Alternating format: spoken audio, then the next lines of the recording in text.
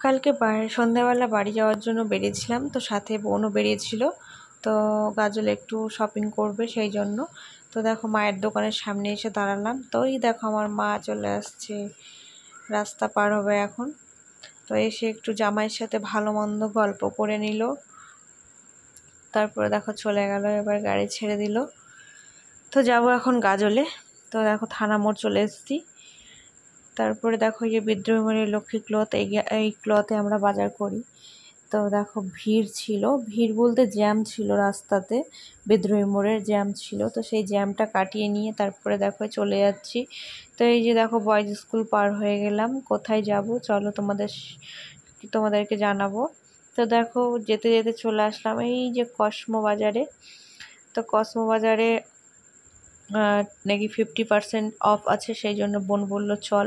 তো কসমো বাজারের সামনে তো পার্কিংয়ের জায়গা ছিল না, তাই ঘুরে দেখো স্টাইল বাজার আর ট্রেন্ডস পার হয়ে চলে আসলাম গাড়ি ঘুরিয়ে নিয়ে।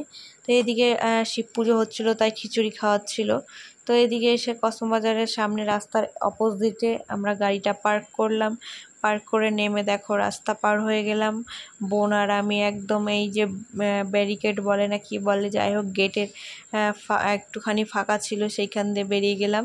তো এই দেখো কসমো বাজারে 50% অফের একটা স্টিকার লাগানো ছিল। তো বেশ অনেক জিনিসই ছিল, কিন্তু কিছুই চোখে পড়লো না। তো যাই হোক ওপরে চলে গেলাম, নিচ থেকে একদম লাফিয়ে ওপরে উঠে গেলাম। তো ওপরে উঠে গিয়েও দেখলাম মোটামুটি, এই দেখো আমাকে দেখিয়ে দিলাম আয়নাতে যে আমি সত্যি সত্যিই গেছিলাম। অনেকে হয়তো বিশ্বাস করে না। তো যাই হোক গিয়ে অনেক কিছুই দেখলাম, কিন্তু ওই যে 50% অফ হলে কী হবে, দামটা তো এই না, অফ হলেও সেই জায়গাতে গিয়েই অফটা হচ্ছে। তো জামার যা দাম সেটা রেখেই অফ দিচ্ছে। যাই হোক তো দেখে নিলাম, সেখান থেকে বেরিয়ে চলে এসেছিলাম স্টাইল বাজারে। তো সেখানেও মোটামুটি কিছুই পছন্দ হয়নি, ঘুরে ঘাড়ে চলে এসেছি। তো দেখো গাড়িতে উঠে গেলাম ফাইনালি। তারপরে এখন যাব হলো কোথায় যাব চলো তোমাদের দেখাই। যাব হলো বামনগোলা। তোমরা আবার ভেবো না এটা পাকুয়া বামনগোলা, এটা আমাদের গাজল বামনগোলা মোড়। তো বোন এখানে নিয়ে আসলো একটা কারণে, যে বোন বলল এখানে চল, পেটুক নামে একটা দোকান আছে, এই দেখো পোস্টারে লেখা আছে পেটুক। তো এখানে কম্বো খাবার পাওয়া যায়। তো দাদাকে বললাম একটু দেখাও, আমি একটু ভিডিও করি, তাই দাদা দেখিয়ে দিচ্ছিল।